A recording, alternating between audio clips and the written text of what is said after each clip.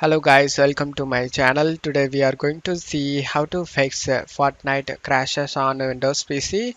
Let's fix it guys. Method 1, you just need to go to search menu and type run. Click on open it. In run window you just need to type percentage local app data percentage again. Click on OK.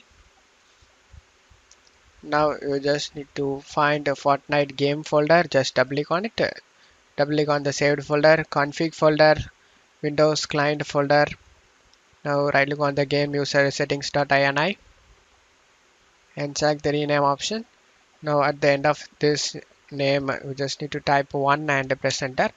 Select yes. Now you can launch the Fortnite and check if the problem solved or not. If the problem not solved, method 2 for NVIDIA users, open the GeForce Experience. If you not have GeForce Experience installed in your PC, then check my video description for the download link. For AMD users, use the AMD write-down software.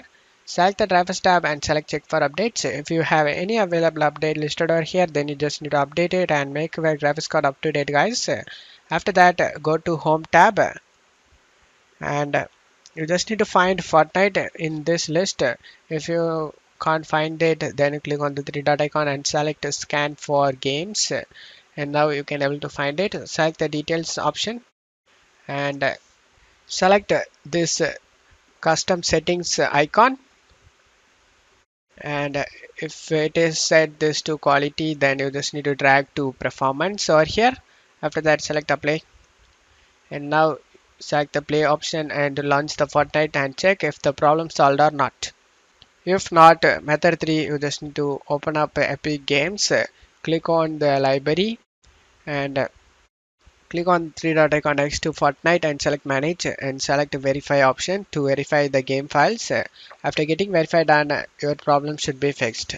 And that's it for today's video guys. Give me a like and subscribe. Thank you.